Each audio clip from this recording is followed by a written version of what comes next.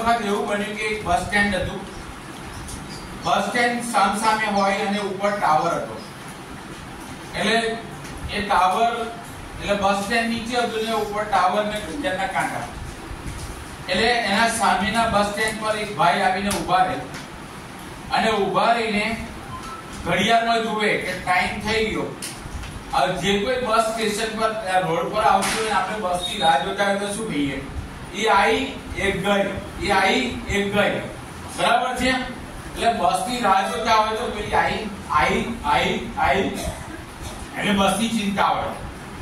હવે exact tower ની નીચે બસ સ્ટેન્ડ માં એક બેન ઉભા રહેલા. એ બેન પણ બસ ની જ રાહ જોવે કે બસ આવી ગઈ. આ રોજનો કાર્યક્રમ. પણ પછી બેનને એવો પ્રશ્ન આવ્યો કે આ ભાઈ રોજ બસ સ્ટેન્ડે આવે છે ને એક્ઝેક્ટ મારી સામે બસ સ્ટેન્ડમાં ઊભા રહે છે. હું આ બસ સ્ટેન્ડમાં ઊભી હોય ટાવરની નીચે અને સામેના ભાઈ બસ સ્ટેન્ડની નીચે બસ સ્ટેન્ડમાં ઊભા હોય છે. બેન ઊભા હતા એની ઉપર શું હતું? ટાવર અને ઘડિયાળ હતું. એટલે પેલો ઘડિયાળમાં જુએ ને બસનો ટાઈમ જોવે. પેલી બેને એવું નક્કી કર્યું કે આ ભાઈ મને ટગર જોયા કરે છે.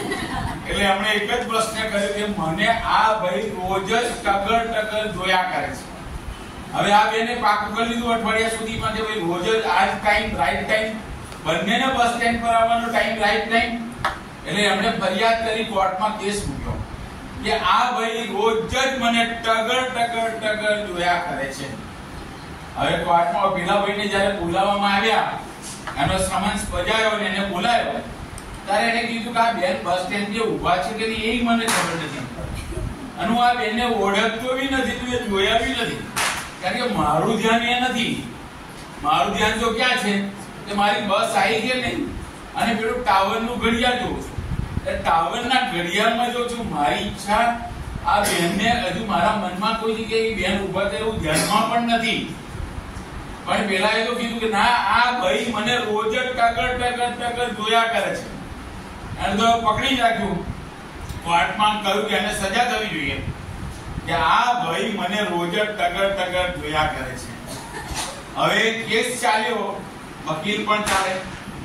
પણ પછી એમણે જોયું કે આ ભાઈ કદાચ જજને એવું લાગ્યું કે આ ભાઈ કદાચ નિર્દોષ ના હોય, આપણે તપાસ કરાવો.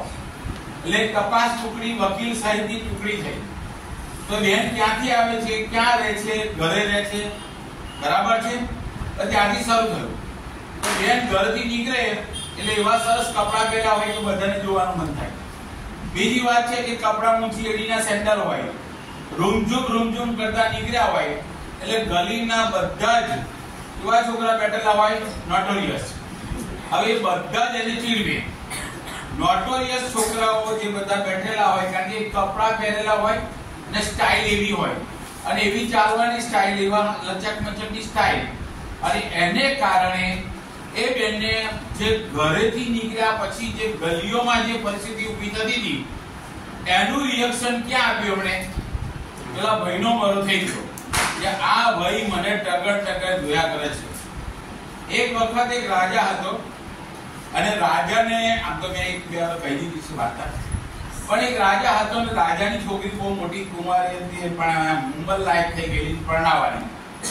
છોકરાઓ બહુ શોધે ને છોકરાઓ બહુ જુએ, પણ છોકરો મૂર્તિઓ કે સારો મળે નહીં. હવે એવું બન્યું કે એક વખત રાજની અંદર બીજા રાજ્યનો યુવાન નોકરીની શોધમાં આવ્યો અને હટ્ટો યુવાન સ્માર્ટ ને બધી રીતે નોલેજમાં બધી રીતે જોયું. એટલે રાજાએ કીધું આને નોકરી આપણી રાજમાં આપી દો. રાજાને અંદરથી એવું ખરું કે આ છોકરો એટલો બધો સ્માર્ટ અને વ્યવસ્થિત છે કે મારો જમાઈ બનાવાય.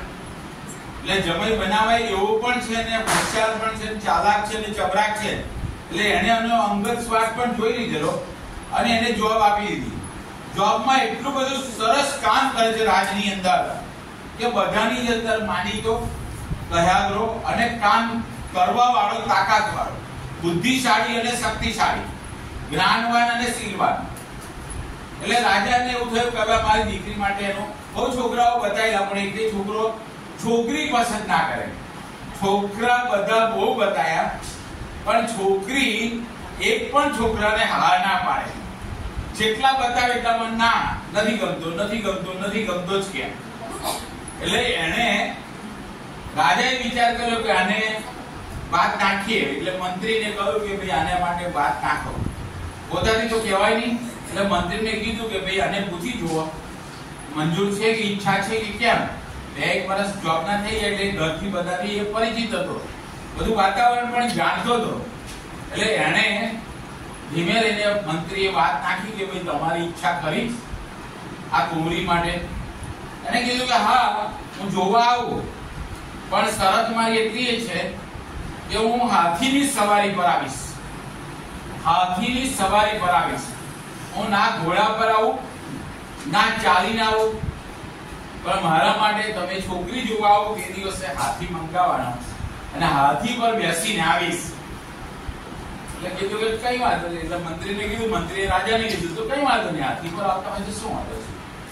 હવે હાથીની સવારી પર આવે છે એટલે આખા નગરમાં એક વાત તો થઈ કે રાજાની કુંવરીને જોવા માટે એક ભાઈ આવે છે અને હાથીની સવારી પર આવી રહ્યા છે. આખા નગરની અંદર ચર્ચા ચાલે છે કે આજે જોવા જાય છે.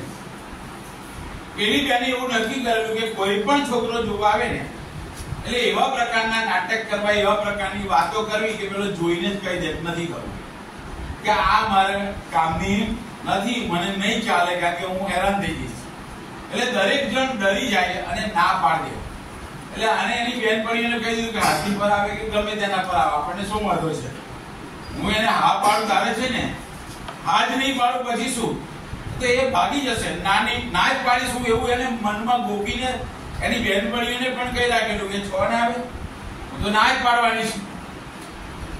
હવે હાથીની સવારી પર આ રાજકુમાર નીકળ્યો છે અને રસ્તામાં બધા લોકો જુએ છે કે હાથીની સવારી પર આજે આ રાજાની કન્યાને જોવા આ રાજકુમાર જઈ રહ્યો છે. હવે જ્યાં એની નજીક આવી ગયું ઘર ગલી, થોડે બાકી હતું અને તરત જ થોડી વારમાં એટલે થોડું ઘર દૂર હશે અને એને તલવારની ધારથી તલવારના એક જ ઝાટકે એ હાથીનું ડોકું કાપી નાખ્યું. હવે હાથીનું ડોકું કાપી નાખ્યું એટલે શું થાય, બધે હાહાકાર થઈ ગયો કે આ તો તલવારના એક જ ઝાટકે અને તો હાથીનું ડોકું કાપી નાખ્યું. એટલે પેલી છોકરીઓ બીજી જે એની બેનપણીઓ હતી એ ઘરે પહોંચી કે તું માથાકૂટ ના કરતી, આને તો રાજાનું આ હાથીનું ડોકું કાપી નાખ્યું. જો હાથીનું ડોકું કાપી નાખે તો તારું તો હિસાબ જ શું. એટલે એ તો ગભરાઈ. એટલે પેલી બધી કે જો માથાકૂટ કરવા ગઈ ને તો ગયા કામથી, કારણ કે આ રાજા આ હાથી પર આવ્યો તો જે હાથી પર બેઠો એ હાથીનું જો ડોકું કાપી નાખ્યું હોય તો તારો મેળ નહીં પડે. આ બધી બેનપણીઓ એટલું પ્લોન્ટિંગ કર્યું આવતા સુધીમાં કે ભાઈ આ તો ડોકું જ કાપી નાખશે. એટલે પહેલા જ મેન્ટલી એ શું થઈ ગઈ, નર્વસ થઈ ગઈ. લાગ્યો એટલે સીધું તો થા થઈ ગયું, દિવસ થઈ ગયું તો પરણી ગઈ. કહેવાનો મતલબ મેનેજમેન્ટનો ફંડો છે. વખત એવું થયું કે એક છોકરીને પરણાવી અને સાસરે ગઈ. સાસરે ગઈ એટલે પતિ પત્ની નવી પરણીને આવેલી. હવે ઘરમાં સાસુમાં જ્યાં સુધી હોય ને ત્યાં સુધી વહુનો વટ પડે અને વહુને ઘર આપે પડે. આજકાલ એવું હોય કે પરણીને આવી હોય એ ઘરમાં રસોડામાં બેસવા દે તો કામ થાય ને. એટલે રસોડામાં શું થાય, ઘણીવાર તો આજકાલ સાસુઓ શું કરે, સવારમાં પેલી ઉઠે પહેલા ઉઠી જાય, કચરો વાળ લે, કપડા કરી દે, આ કરી દે, પછી શું કે મારું વહુ તો કશું કામ કરતી જ નથી. એટલે પેલીને હંમેશા નીચે પાડવાનો પ્રયત્ન કરે મોટા ભાગે. કારણ કે મેં જોયું છે કે કોકિલાબેન પાસે ઘણા બધા આવીને ફરિયાદ કરતા કે આ કશું કરતી નથી. એટલે પેલા બેન પરણીને નવા આવેલા એટલે થોડા દિવસ તો સાસુએ વહીવટ છોડ્યો ને, પણ પછી એવું કીધું કે સાસુ માં ચલો આજે સાસુએ કીધું હું હવે છોકરો પરણી ગયો, ઘરમાં વહુ આવી ગઈ, હું હવે જાત્રાએ જઈ આવું. છોકરાએ કીધું હા મમ્મી તું જાત્રાએ જઈ આવ, કારણ કે જાત્રાએ જાય તો સારું, બરાબર છે. એટલે મમ્મી તો જાત્રાએ રવાના થઈ ગઈ. હવે ઘરમાં રહ્યા બંને એકલા. એટલે પેલીએ કહ્યું કે શું જમવાનું બનાવું, એટલે એને કીધું કે તને જે ફાવે, કે ના તમે પોતે, ના તને ફાવે તે. એટલે આ બેની વચ્ચે 15 મિનિટ ચાલી કે તું શું જમવાનું બનાવું કે. એટલે પહેલા તો પતિની ભાવતું શું બનાવવું, જમવાનું બનાવવું, એવું તો સ્વાભાવિક કે દીકરીની ઈચ્છા હોય કે ભાઈ એમને ગમે ને ખુશ થાય. એટલે આજે રસોડું આવ્યું મારા હાથમાં, હું આજે બનાવીશ. એટલે બાદમાં કહી દીધું કઈ નહીં માલપુડા બનાવજે. આ માલપુડા બનાવવાનું કહી દીધું. હવે પતિ જેવું તો ગયા નોકરી પર. હવે નોકરી પર ગયા એટલે સાંજના એને પેલું ઘરે અટેચીમાં સાસરીમાંથી જે ગિયરમાંથી બેગ આપે ને, એ બેગમાં એક પુસ્તક લાવેલા, રસોઈ જાતે બનાવતા શીખો. એટલે આમ તો કોઈ દાડો ચા ઘરમાં બનાવેલી નહીં, પિયરમાં કોઈ કામ કરેલું નહીં, એટલે બધી જ રીતે ભેંસો હાથે બધું હોય, પણ નોકર ચાકર હોય બધું કામ કરતા હોય એટલે કશું કરવાની જરૂર પડેલી નહીં. એટલે બેને કાઢી અનુક્રમણિકા જોઈ માલપુડા બનાવતા શીખો. એટલે માલપુડાની આઈટમ કાઢી. આ આઈટમ કાઢી વાંચી ગયા કે આટલો લોટ લો, આટલું શીરું બનાવો, આટલું તેલ રેડો, આટલું આ કરો, આટલું કરો, બધું વાંચી ગયું. 2, 4, 5 વાર વાંચી ગયા બેન. વાંચી તો ગયા, અને વાંચ્યા પછી એમણે ચૂલો સળગાવ્યો, ગામડું હતું એટલે ચૂલો સળગાવ્યો, સળગાવીની ઉપર કઢાઈ મૂકી, કઢાઈ મૂકીને તેલ રેડ્યું, તેલ રેડી તસ શીરો પેલું શીરું નાખ્યું. શીરું તો બનાવ્યું, શીરું નાખ્યું, ખીરું જે હોય તે અમારે ત્યાં શીરું એટલે ખીરું બનાવ્યું, પણ માલપુડો ઉતર્યો નહીં.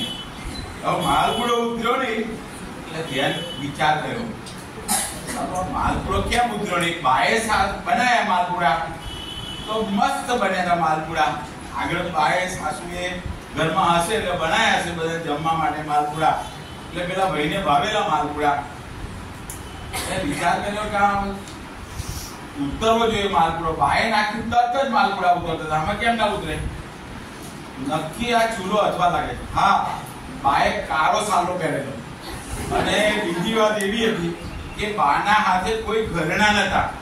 બા બીજવા હતા એટલે કોઈ ઘરેણા નતા. નક્કી આ ચૂલો અથવા લાગે છે.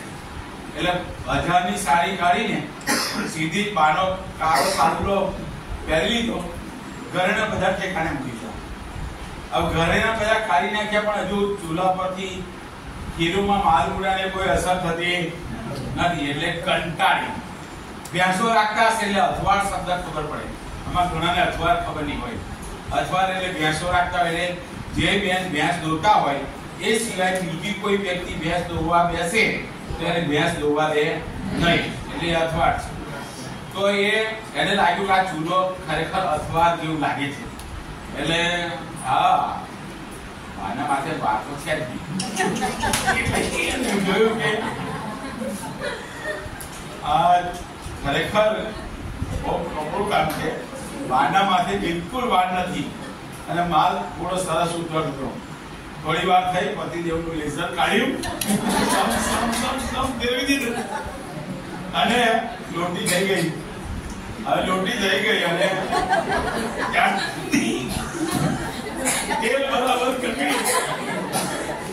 એટલે તેલ બરાબર કકડ્યું, ચૂલો સરકતો થયો, એટલે હવે માલપુડો ઉતરવા લાગ્યો. હવે ત્યાં સુધી તેલ નતું ગરમ થયું, એટલે એને એ નથી ખબર કે તેલ કકડે પછી ખીરું નાખવાનું. આ ચોપડીમાં અનુભવ નતો, જ્ઞાન યોગ હતો. એટલે ભાવના હતી કે સરસ જમાડવું, એટલે ભક્તિ યોગ પણ હતો. માલપુડા બનાવવાનું કામ પણ શરૂ કર્યું એટલે કર્મ યોગ પણ હતો, પણ જ્ઞાન યોગ નતો, કારણ કે અનુભવ નતો કે ભાઈ તેલ પકડે પછી નાખવાનું.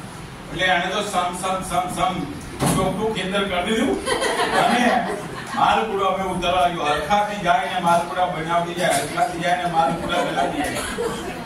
એટલામાં પતિદેવને થયું કે આજે મમ્મી પણ નથી, અમે બે એકલા છે. બિચારી એકલી ઘરે શું કરતી હશે? અડધી રજા લઈને ઘેર આવી. એટલે ઘેર વહેલા આવે કે ચાલો આજે અમે બંને નવા છે તો બેસીશું, વાતો કરશું અને જમશું. એટલે પેલા ભાઈ ઘેર આવી ગયા અડધી રજા લઈને. ઘરે આવીને જોયું કે મમ્મી તું જાત્રાએ મોકલી હતી તને. એટલે આયો સીધો જયારે રસોડામાં ગયો, મમ્મી તું જાત્રાએ ગઈ હતી ને તને પાછી કેમ આવી? અને સીધો પગે લાવવા બેસી ગયો. પેલો કહે કે ભાઈ તો તમારે ઘર વાળી છું તો ક્યાં શું બાકીનો અનુભવની ખામી.